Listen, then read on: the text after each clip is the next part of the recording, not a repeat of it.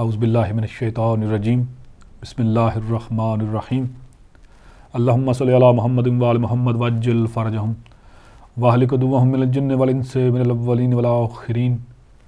محترم ناظرین سامعین السلام علیکم۔ آپ کا میزبان سید علی مرتضیٰ پروگرام ظہور حجت کے ساتھ حاضر خدمت ہے، اور میرے ساتھ تشریف رکھتے ہیں نہایت ہی محترم جناب قبلہ حجت الاسلام والمسلمین جناب سید مولانا سید نجم حسن نقوی صاحب۔ قبلہ السلام علیکم۔ آپ کے شکر گزار ہیں قبلہ، آپ نے وقت نکالا۔ اس سے پہلے کہ باقاعدہ پروگرام کا میں آغاز کروں، جو واقعہ کل مستونگ میں پیش آیا ہے وہ دہشت گردی ہے، اور ہم اس کی بھرپور مذمت کرتے ہیں، اور حکومت وقت سے مطالبہ کرتے ہیں کہ مذاکرات کی رٹ چھوڑ دیں، بلکہ جو اس چیز کے یہ طالبان مستحق ہیں ان کے ساتھ وہ کیا جائے۔ اور میں ظالمین کو یہ پیغام دینا چاہتا ہوں کہ اگر زمین پر پانی گرے تو اپنا اثر دکھاتا ہے، اور جب زمین پر خون گر رہا ہے تو اس کا بھی ضرور ثمر آئے گا، اور آپ کو معلوم ہو جائے گا کہ آپ کو زمین پر کہیں پناہ نہیں ملے گی انشاءاللہ۔ اور ہم اپنے کوئٹہ میں موجود مظلوم بھائیوں کے ساتھ ہیں، اور مجلس علماء یورپ نے بھی اعلان کیا ہے کہ کل سے انشاءاللہ لندن میں دھرنے کا آغاز کیا جائے گا۔ تمام مومنین بلکہ مسلمانوں سے اپیل ہے کہ اس میں شریک ہوں، اور ان ظالموں کو کفر کردار تک پہنچانے میں جو بھی قوت ہے اس کا ساتھ دیا جائے۔ جی بسم اللہ سید۔ بسم اللہ الرحمن الرحیم۔ میرا خیال ہے میں بھی بہت ہی دردناک واقعہ ہوا ہے، اور خدا جانے یہ کس اسلام کی بات کرتے ہیں کہ آیا اسلام کسی نہتے پہ ظلم کرنے کی اجازت دیتا ہے؟ بالکل۔ آپ کا عقیدہ اگر کسی سے مخالف ہو تو کیا اس کا یہ معنی ہے کہ آپ اس کو قتل کر دیں؟ اگر یہی لاجک تھی تو انبیاء علیہم السلام نے کیوں نہیں قتل کیا اپنے مخالفین کو؟ کیا پروردگار نے اپنے مخالفین کو سب کو قتل کر دیا ہے، مار دیا ہے؟ آیا قتل وہ ہے؟ اور دوسری مشکل یہ ہے کہ یہ جو لوگ مذاکرات ہیں، اللہ جانے حماقت کی کس دنیا میں رہتے ہیں یہ لوگ۔ یعنی آیا گولی سے مذاکرات ہو سکتے ہیں؟ بے شک نہیں۔ آیا وہ لوگ جو یہ کہتے ہیں جس کی داڑھی نہیں ہے اسے قتل کر دو، جو بچی اسکول جاتی ہے اس کو ذبح کر دو، جس کی داڑھی چھوٹی ہے اس کو قتل کر دو، اور جن کے پاس مطلب سوائے یعنی داڑھی بڑھانے کی اور پیٹ بڑھانے کے جن کے پاس زندگی کا کوئی پروگرام ہی نہیں، اور جو لوگ یہ یعنی مطلب یہ کوئی ڈھکی چھپی بات نہیں ہے۔ پنڈی کے واقعے سے پہلے انہوں نے کہا جی اب ہمارے پاس بقول ان کے انشاءاللہ ہمارے پاس اسلحہ بھی زیادہ ہے اور ہمارے پاس لوگ بھی بڑے ہیں، اب تو ہم مطلب بھرپور حملے کریں گے۔ تو اللہ جانے یہ کون سی، در حقیقت میں سمجھتا ہوں کہ سیاستدانوں کا ایک ہی ایجنڈا ہے، وہ حکومت میں آئیں اور حکومت کے توسط سے اپنے مستقبل جو ہے نا اس کو سیف کریں، دنیا کے ساتھ معاہدے کر کے، اقتصادی معاہدے، یعنی پرسنل معاہدے، حکومتی معاہدے نہیں، ذاتی معاہدے ان لوگوں نے کیے ہیں۔ جا کے پتہ نہیں جہاں جہاں یہ مطلب ہے صاحب جا رہے ہیں وہاں ذاتی معاہدوں کے، یعنی اس میں حکومت پاکستان کا نہ لینا ہے نہ دینا ہے۔ لہذا تمام تر حکمران صرف اپنی ذاتی مفادات کو واچ کرتے ہیں، کرتے آ رہے ہیں، اور ابھی تک یہی سلسلہ ہے۔ یعنی جس میں چلو انسان بے دین ہو، کم از کم بے حیا تو نہ ہو، یعنی جن لوگوں کو اصلاً اپنے گھر کے باہر جو خدا کرے اللہ تعالیٰ ان کے ضمیر جاگیں، اللہ جانے کیسے جاگیں گے۔ اور یہ مذاکرات تو ہوتے ہیں انسانوں کے ساتھ، مذاکرات وہاں ہوتے ہیں جہاں کامنالٹیز ہوں، بے شک کوئی درمیان میں ایک نقطہ، دو نقطے، کوئی چار نقطے، کوئی کہیں پہ کامن ہوں، وہاں پہ مذاکرات ہوتے ہیں۔ جہاں ہو ہی نہ کوئی کامن گراؤنڈز ہی کوئی نہیں ہے، کوئی ایک دو اختلاف ہوتا جب، یعنی جو سرے سے اپنے علاوہ کسی کو قبول کرتے ہی نہیں، یعنی جو سمجھتے ہیں ہم ہیں اور باقی کسی انسان کو سانس لینے کا حق حاصل ہی نہیں ہے۔ اور میرا مطلب ہے بچوں کو قتل کرتے ہیں تو آگے سے مسکراتے ہیں، نہیں وہ کوئی بات نہیں، ہم اپنے مقصد کے لیے ان کو بھی مار سکتے ہیں، ہم عورتوں کو بھی مار سکتے ہیں۔ یہ کہاں کا دین ہے، یہ کہاں کا اسلام ہے؟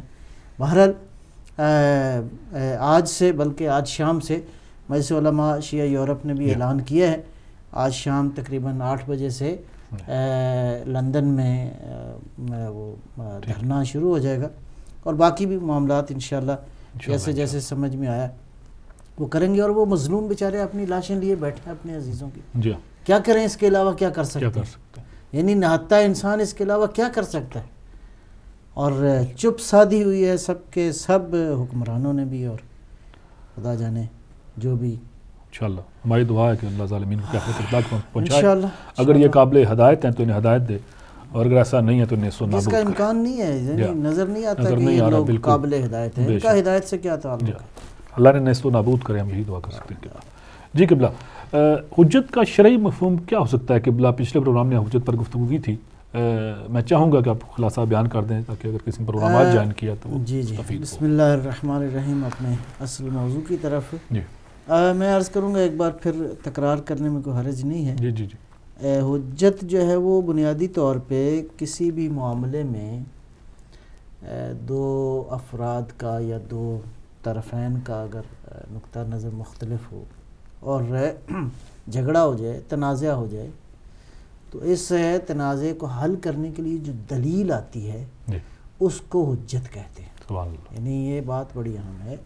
حجت یعنی جس کے بعد حق روشن ہو جاتا ہے. سبحان اللہ. حجت یعنی جس کے بعد اب کوئی مزید اختلاف کی گنجائش نہیں رہ جاتی، اس کو کہتے ہیں حجت. البتہ عرض کیا کہ اسی معنی میں قرآن کریم میں بھی اور احادیث مبارکہ کے اندر بھی حجت کا مفہوم جو ہے وہ آیا ہے.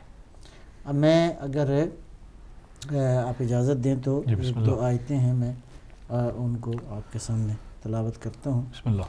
سورہ انعام کی آیہ مجیدہ ہے 83. بسم اللہ الرحمن الرحیم. تِلْکَ حُجَّتُنَا آتَيْنَاهَا إِبْرَاهِيمَ عَلَىٰ قَوْمِهِ نَرْفَعُ دَرَجَاتٍ مَّن نَّشَاءُ إِنَّ رَبَّكَ حَكِيمٌ عَلِيمٌ. یہی وہ ہماری حجت ہے جو ہم نے ابراہیم کو دی، عَلَىٰ قَوْمِهِ، ان کے قوم کے مقابل.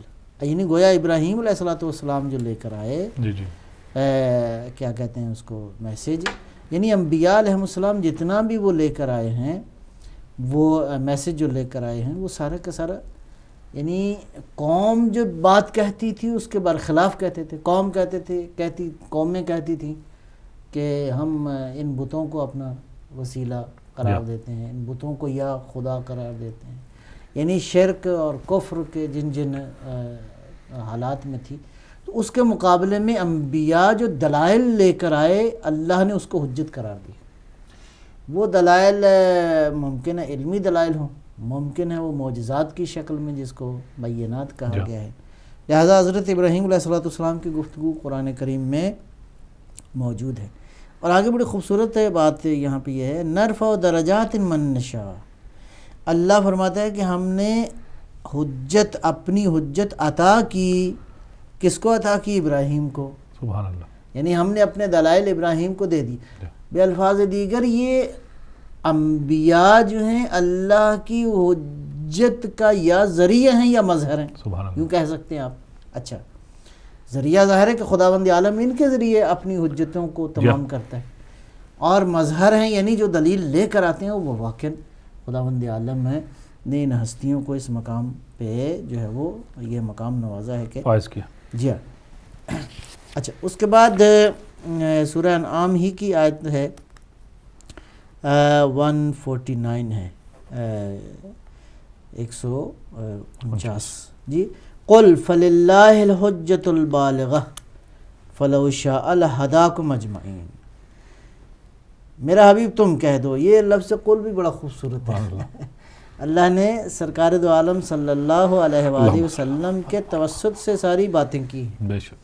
قل هو اللہ احد، یہ تقریباً قل جو ہے قرآن کریم میں 336 بار آیا ہے، اور انتہائی اہم موضوعات جو ہیں خداوند عالم نے اپنے نبی کے ذریعے انسانوں تک پہنچائے ہیں.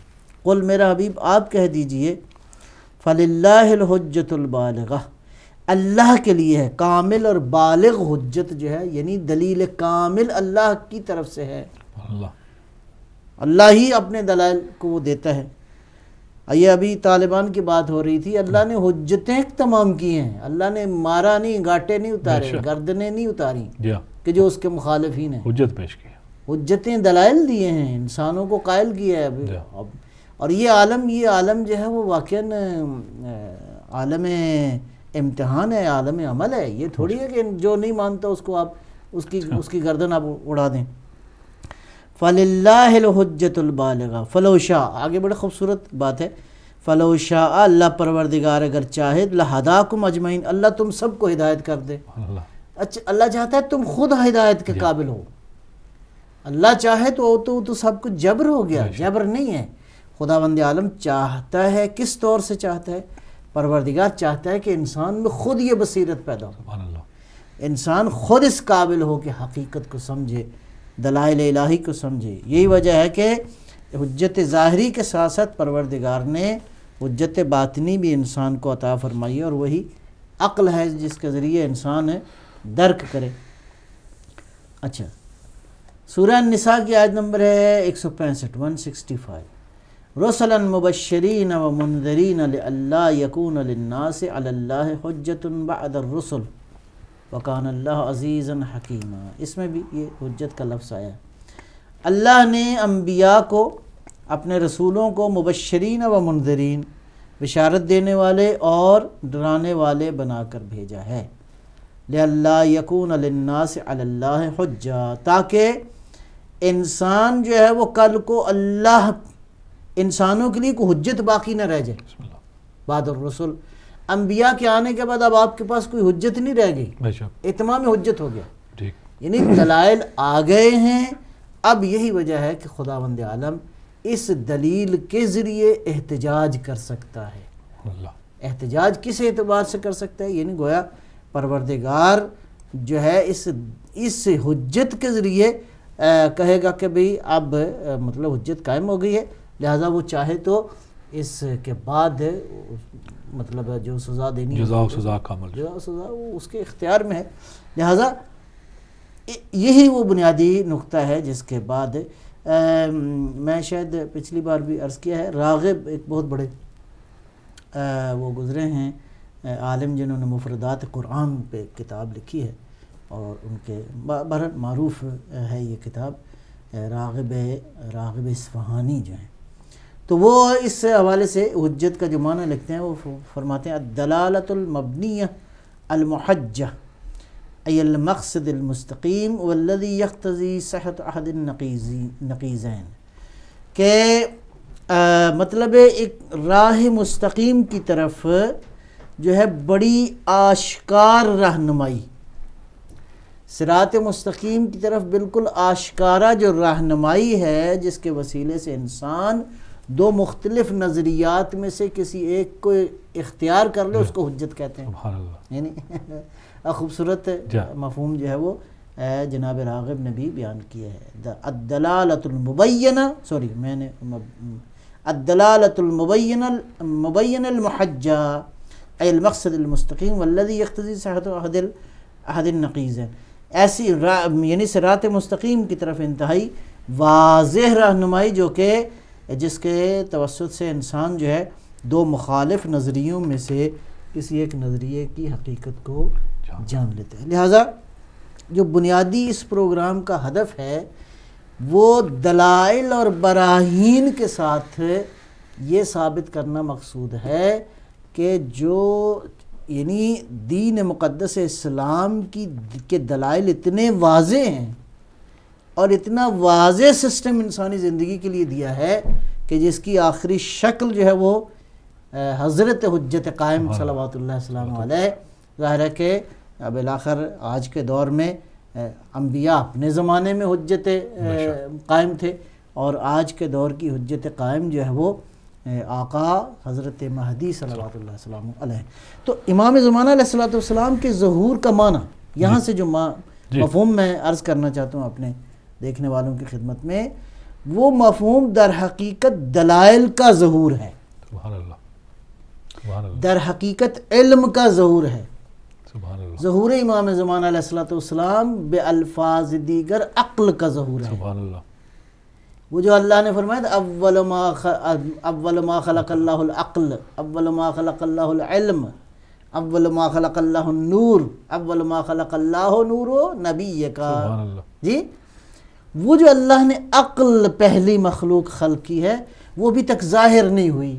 سبحان اللہ. جی ظاہر تو ہے لیکن انسان ابھی آمادہ نہیں ہوا کہ اس کو دیکھ سکے. سبحان اللہ. لہذا دین اسلام، یا ہم کہہ سکتے ہیں دین اسلام کی وہ انٹرپریٹیشن، دین اسلام کی وہ ترجمانی جو اہل بیت صلوات اللہ علیہم اجمعین نے کی ہے، ہم چاہتے ہیں کہ اپنے دیکھنے والوں کی خدمت میں اس انٹرپریٹیشن کو پیش کریں اور لوگ خود سے فیصلہ کریں کہ وہ اسلام کا نظریہ اور اسلام کی وہ نورانیت جو اہل بیت علیہ السلام پیش کرتے ہیں اس میں کتنی حقانیت ہے، کتنی نورانیت ہے، کتنا اس میں عقل ہے. وہ اہل بیت میں سے، یہ اہل بیت میں سے ان ہستیوں کا میسج ہے جس میں نبی اکرم نے فرمایا نا مدینۃ العلم والی باب. سبحان اللہ. یہ اہل بیت کا تعلق علی باب العلم ہے، بے شک. امام محمد باقر العلوم ہیں، بے شک. جعفر صادق وہ ہیں جنہوں نے علوم کو آشکار کیا. سبحان اللہ. انہی اہل بیت کے اندر عالم آل محمد حضرت امام رضا علیہ السلام موجود ہیں. سبحان اللہ. جی البتہ باقی بھی ایسے ہی ہیں لیکن نسبتاً جن ہستیوں کو موقع زیادہ میسر آیا ہے انہوں نے، لہٰذا ہم ظہور حجت کا معنی ہے ظہور عقل، سبحان اللہ. ظہور حجت کا معنی ہے ظہور دلائل. ظہور حجت کا معنی ہماری جو اس پروگرام سے جو مقصود ہے وہ ظہور علم ہے، ظہور ہے، اور ظاہر ہے کہ اس کا مظہر ہمارے آقا حضرت مہدی صلوات اللہ وسلم علیہ. لیکن ہم دلائل کے ساتھ بات کو آگے بڑھائیں گے انشاءاللہ جتنا ہم سے ممکن ہوا. جی جزاک اللہ. قبلہ حجت کی مختلف علوم میں کیا تعریف ہے، کیا معنی رکھتی ہے مختلف علوم میں حجت؟ ہاں جی اب پچھلی بار میرا خیال ہے اس پہ ایک اشارہ ہوا تھا، سرسفی صاحب. میں اسی کو تھوڑا سا کوشش کرتا ہوں آگے بڑھانے کی بات کو. اس میں ایک نقطہ تو یہ ہے، میں پہلے تعریف کر لوں پھر اس کے بعد چلتے ہیں. اچھا جی، اب ایک تو یہ معنی ہو گیا لغوی، یہ جو ابھی آپ کی خدمت میں عرض کیا ہے یہ لغوی. اچھا اب اس کے بعد کہتے ہیں کہ اصطلاحات مختلف ہیں، ٹرمینالوجی مختلف ہیں. فقہی طور پہ حجت کس کو کہتے ہیں؟ اور یہ اہل سنت اور شیعہ سب مکاتب میں اہل اسلام کے حجت کا یہی معنی ہے فقہی طور پر. ٹھیک ہے جی، فقہی طور پر کہتے ہیں کہ وہ عام دلیل جس کی وجہ سے مکلف کے لیے تکلیف یا ثابت ہو جائے یا ساقط ہو جائے. یہ اصطلاحی تعریف ہے.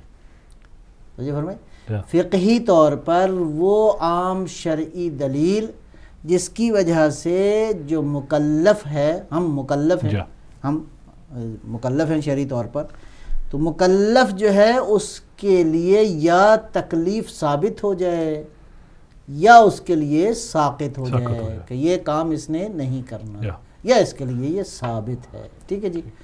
البتہ اب یہ جو دلیل ہے، یہ دلیل اس کا معیار کیا ہے، اس کے مصادیق کیا ہیں، یہ دلیل کہاں سے آئے گی؟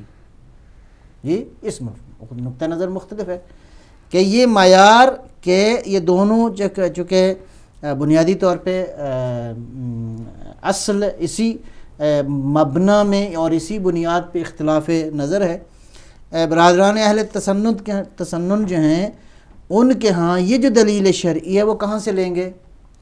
وہ ہے قرآن کریم اور سنت نبوی صلی اللہ علیہ وآلہ وسلم، اور اس کے بعد صحابہ کی بھی سنت شامل ہے اسی میں، اور اس کے بعد اجماع بھی بہرحال ان کے ہاں ایک خاص اس کی ڈیفینیشن ہے.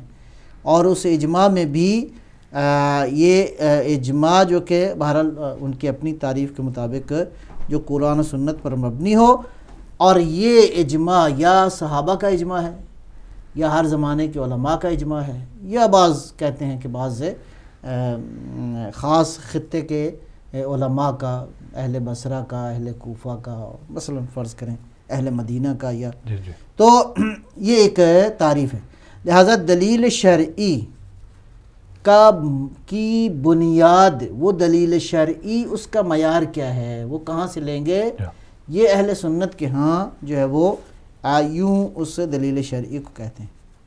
لیکن ظاہر ہے کہ شیعہ تھوڑا سا اس میں اختلاف نظر رکھتے ہیں. شیعہ یہ کہتے ہیں کہ قرآن کریم ہے، سنت نبوی ہے صلی اللہ علیہ وآلہ وسلم، اور اس کے بعد ائمہ ہدیٰ علیہ السلام جو معصوم ہیں ہماری نظر میں، یہ جو 14 معصوم ہیں، لہٰذا ہم سنت نبوی کی بجائے کہتے ہیں سنت معصوم. نبی اکرم صلی اللہ علیہ وآلہ وسلم کے بعد یہ جو ہمارے ہاں تصور ہے وہ یہی ہے کہ در حقیقت آپ آن حضرت ہی کی سیرت، آن حضرت صلی اللہ علیہ وآلہ وسلم ہی کی تمام تر علم کے وارث یہی لوگ تھے.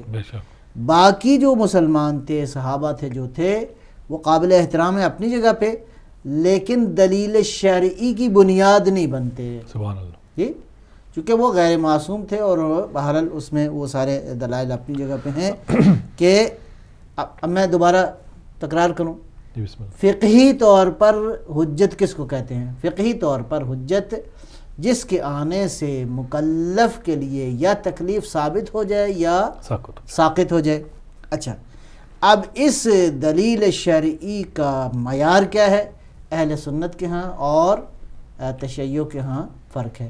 اچھا، اب انہوں نے کتاب اور سنت کے بعد اجماع ایک خاص ڈیفینیشن کے تحت، ہمارے ہاں کتاب ہے، سنت ہے، عقل ہے اور اجماع ہے. البتہ اجماع ہمارے ہاں تھوڑا سا اس کی ڈیفینیشن وہ نہیں ہے جو برادران اہل سنت کے ہاں پائی جاتی ہے. ٹھیک ہے جی، وہ اجماع جب تک معصوم کی تائید اس سے ثابت نہ ہو، وہ اجماع بھی بیسیکلی حجت نہیں ہے، ویلڈ نہیں، یہ ویلڈ نہیں ہے. یعنی کہا جا سکتا ہے کہ بنیادی طور پہ اجماع اتنا طاقتور نہیں ہے، یا اتنا کھلا دائرہ نہیں ہے اجماع کا، اور اس کی بجائے جو ہے وہ بہرحال بطور کلی کتاب ہے، اور اس کے بعد سنت ہماری اپنی اس ڈیفینیشن کی روشنی میں سنت معصوم اس کو کہتے ہیں، اور عقل ہے اور اجماع ہے.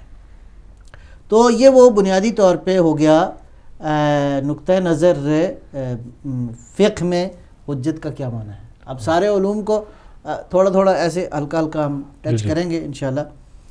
اچھا جی، اس کے بعد ایک مکتبہ فکر جو ہے وہ سارے عالم اسلام میں مختلف ناموں سے موجود ہے. شیعوں کے ہاں اخباری ان کو کہتے ہیں، اہل سنت میں اہل حدیث ہیں. ٹھیک ہے نا جی. یعنی یہ وہ طبقات ہیں جو کہ کیا کہتے ہیں، ان کا نقطہ نظر یہ ہے کہ سب کچھ جو ہے وہ حدیث ہے، حدیث کے علاوہ کوئی دلیل قابل قبول نہیں ہے ہرگز. ٹھیک ہے جی.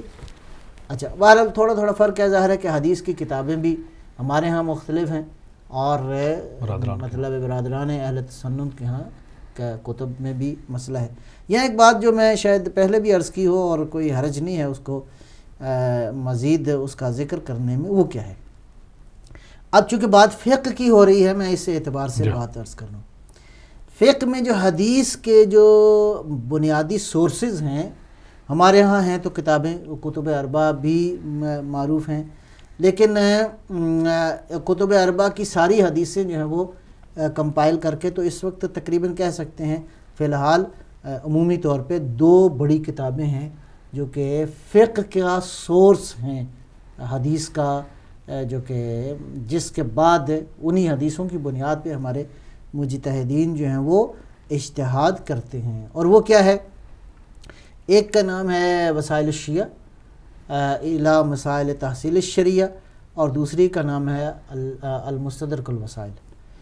پہلی جو کتاب ہے وہ تقریباً اس میں 36,000 حدیثیں ہیں، 36,000 احادیث ہیں، اور سب کی سب اہل بیت صلوات اللہ علیہم اجمعین سے ہیں. اچھا، اس کے بعد جو دوسری کتاب ہے المستدرک، پہلی جو کتاب ہے الوسائل، اس کے جو مطلب ہے جنہوں نے مرتب کی وہ شیخ حر عاملی ہیں، جن کا مزار مبارک جو ہے وہ حضرت امام رضا علیہ السلام کے حرم ہی کے ایک صحن کے اندر ہے.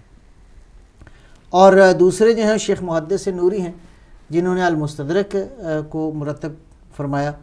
اس میں 23,000 حدیث ہے.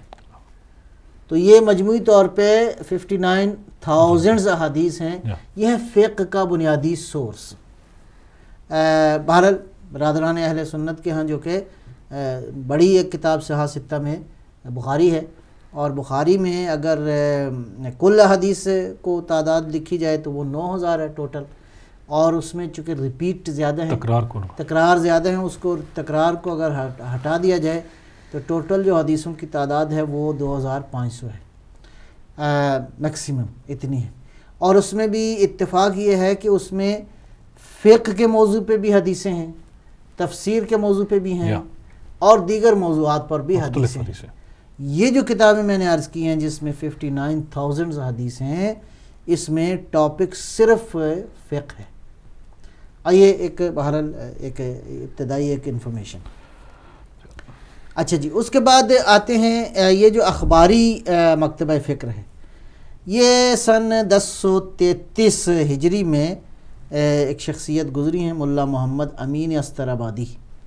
انہوں نے کتاب ایک لکھی تھی الفوائد المدنیہ. بنیادی طور پہ اس اخباری پوائنٹ آف ویو جو ہے یہ 11ویں صدی ہی کی بات کہہ لیں آپ. تو جو ہے اس پوائنٹ آف ویو یہ جو نقطہ نظر ہے اس کو زیادہ یعنی قوت کے ساتھ انہوں نے اجاگر کیا، اور بہرحال اس کے باقی چیزیں جو ہیں وہ ساری بحث کی. اگرچہ بہرحال بعض علماء کہتے ہیں کہ کسی حد تک یہ نقطہ نظر موجود رہا ہے. ان کا نقطہ نظر کیا ہے؟ ان کا نقطہ نظر یہ تھا کہ یہ جو 4 کتب اربع ہیں، یہ بس جو کچھ ان میں آ گیا آنکھیں بند کر کے اس پہ عمل کیا جائے. یہ بالکل ایسے ہی ہے جیسے ہمارے ہاں برادران اہل سنت کا عقیدہ یہ ہے کہ سیاستہ میں جو چیز آ گئی ہے وہ قرآن کے بعد حرف آخر ہے، اس پہ نہ کوئی بحث ہے نہ کوئی مباحثہ ہے. تو یہ مکتبہ فکر بھی رہا ہے، ابھی بھی شاید ہوگا، لیکن بہرحال ابھی جو ہے حوزے پہ جو جس مکتبہ فکر کی سمجھیں غالب اکثریت ہے، اور وہ حضرت امام خمینی اور اس اسکول آف تھاٹ کے لوگ ہیں. ان کو ہم اخباری نہیں کہتے، یہ اصولی کا بہرحال پھر بحث تھوڑی سی عرض کریں گے آپ کی خدمت میں. تو یہ بنیادی طور پہ ہو گیا. تو ابھی ہم فقہ میں تقریباً فقہ سے ایک نقطہ نظر وہ تھا، میں نے عرض کیا کہ دلیل شرعی کے حوالے سے، اور دلیل شرعی میں یہ 2 باتیں آ گئی. ایک جو ہے وہ نقطہ نظر ہے ان کا اخباریوں کا، کہ اخباری یہ کہتے ہیں کہ جو کچھ کتب اربع میں آ گیا ہے وہ سب کا سب حجت ہے. اور اس کے علاوہ دعوت فکر یہاں دینا چاہتے ہیں کہ اہل بیت علیہم السلام کی جو احادیث کا اتنا عظیم ذخیرہ ہے، امت مسلمہ کم از کم ان کو اٹھا کے دیکھے کہ اس میں کیا بیان کیا ہے. اہل بیت علیہم السلام نے جو علوم مختلف انداز سے انسانیت تک پہنچائے ہیں اور انسانوں کے فائدے کے ہیں، اور ان کی طرف نگاہ کریں تو انشاءاللہ علم کے بے بہا خزانے جو ہیں ان کو نظر آئیں گے. قبلہ اب وقت ہوا جاتا ہے ایک چھوٹے سے بریک کا. انشاءاللہ بریک کے بعد یہ سلسلہ بڑھائیں گے. چلو ملتے ہیں چھوٹے سے بریک کے بعد. کہہ رہے ہیں جی بریک سے پہلے کال آئی ہوئی ہے، کافی دیر سے انتظار کر رہے ہیں. جی بسم اللہ. جی السلام علیکم. جی کون کہاں سے؟ جی السلام علیکم. وعلیکم السلام. وعلیکم السلام. جی میں خادم حسین عرض کر رہا ہوں مانچسٹر سے. جی بسم اللہ. جی میں یہ عرض کرنا چاہتا ہوں کہ رب متعال نے فرقان حمید قرآن مجید کی سورہ یونس میں ارشاد فرمایا ہے کہ اعوذ باللہ من الشیطان الرجیم بسم اللہ الرحمن الرحیم یقولون لولا انزل آیۃ من ربہ وقل انما الغیب للہ فتنظروا انی معکم من المنتظرین. اس آیت مبارکہ میں ارشاد رب العزت ہے کہ خلاق عالم رب متعال ہم کو یہ ہدایت دے رہا ہے کہ جیسے رسول انتظار کر رہا ہے تم بھی انتظار کرو. اور اس کے ساتھ حضور نبی کریم صلی اللہ علیہ وسلم کی حدیث مبارکہ ہے افضل العبادہ انتظار فرج یعنی کہ حضور افضل عبادت ہے امام حجت کا انتظار کرنا. تو یہ قرآن مجید کے اور حدیث کی روشنی میں نے سوال کیا, اس پر آپ ہدایت فرمائیں. جزاکم اللہ. سلامت رہیں جی انشاءاللہ. جی بسم اللہ انشاءاللہ. ابھی بریک لے لیں بھیا, کیا کہتے ہیں؟ جی ایک اور قائل قبلہ اگر جی لے لیں, وہ بھی کافی دیر سے جی انتظار بسم کرنے اللہ. سے. جی جی جی السلام علیکم جی, کون کہاں سے جی؟ جی وعلیکم السلام. عرض قبلہ سید نجم الحسن صاحب سے مقصود سے نصیحت عرض کر رہا ہوں. جی، سوال السلام یہ ہے کہ انسانی اقدار بالعموم روبہ زوال ہیں. اگر حضور جناب امام مہدی علیہ السلام کا دوبارہ کا ظہور نہ ہو تو بالعموم انسان ایک غلط کاری کی روش پہ جاری ہوگا. تو 100% غلط کاروں میں چلنے سے خدا یہ کیسے سزا جزا دے سکتا ہے؟ لہذا یہ ضروری نہیں ہے کہ کیا حجت خدا دوبارہ کا ظہور ہو اور راہ راست پر چلنے والوں کو معاف کر دیا جائے اور اس کی مخالفت کرنے والوں کا محاسبہ کیا جائے, اس کی مخالفت میں جانے والوں کو سزا دی جائے. اس لیے بھی کیا یہ ظہور حجت بہت ضروری نہیں ہے؟ بہت مہربانی. جی جزاک اللہ خیر. جزاک اللہ. جی جی بریک کا وقت ہے قبلہ. جی ٹھیک. انشاءاللہ وقت ہو جاتا ہے, ایک چھوٹی سی بریک کا, انشاءاللہ ملتے ہیں بریک کے بعد.